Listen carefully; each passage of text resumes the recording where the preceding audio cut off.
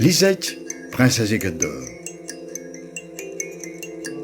Ur gontaden savet Gerrit Theodor Rothman. Der vet loden. Lisotch en trap.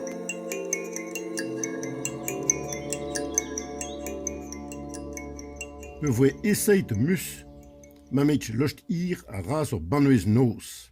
Ur wastel I doe pouet, farset get tonnen tigmor a fromage. We voe lonket peptra, wariaz ur vujale pep sort wariao e kanachtel ur c'hwedour. Ne oet fur, tchemense. Diunain ur ras ur c'hwedour, a petra ras, ur logot a skampas dortu dout juele.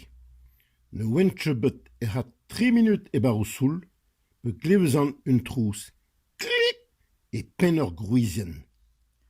Oh, Lisitcher! A harmas un intron locht hir. Un ta de zaz ar mez de welet petra oe digouet hag e voe en dro raktal. Un trap. E meion. A zo pe lakeit e pen ur gruizen, a oeide yon a bach. Chetu an ze ne hans d'or locht o hir. Ne lam tche di lezel I un an pen. E me un tad. Je mus a rufl, I zo va brassan, e yas betek un trap a re. Kalon e kad a raz an lizech a gratat de hi ou har. Neuze em lakas ar c'hwedurej de gousket. A he de noz e chomaz un ter logoden de spial ar nehi. A de darren de e oan anon war. I klar un tu di senain er miz.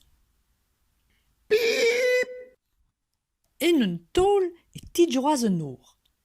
Mus, oe ajet ar leuren di. A dehas dre un toul er vangouer. I dad a rufl a fardas bar heuzo ar c'hwedour a oe hanon tocht.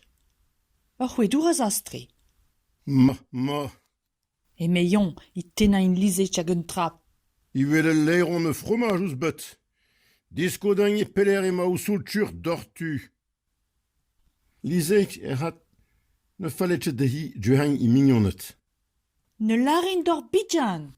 E me hi en ur zifronkal. Neuze, e voe laket d'ar c'hwedour bar ur vouezh karton. Bitchen e zei er mes, ken na po lartain. An na po nitra de zebain, na de ivet. Me zisko dis em glevet gant ur leir on se. Neuze e lakaz ur vouist ar ur stal hag e krogaz de gempen I euzao.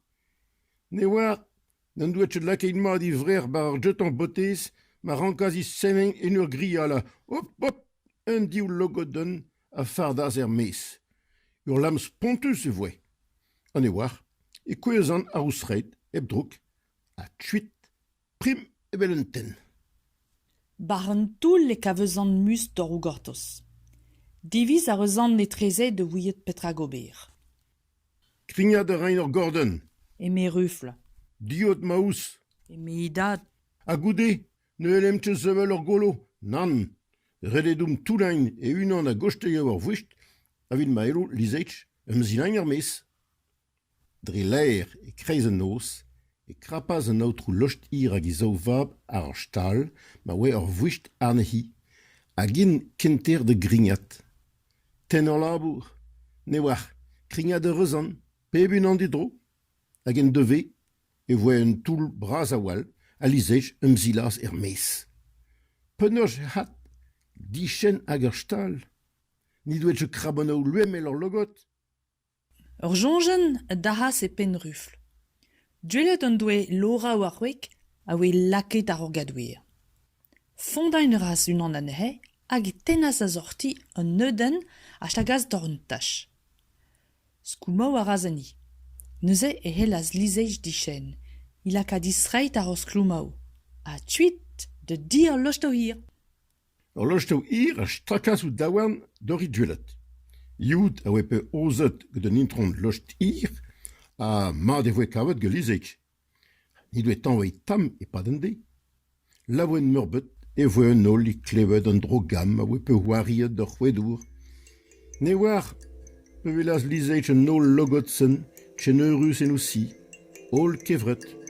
e chonjas en imam, hag la kas de wilain.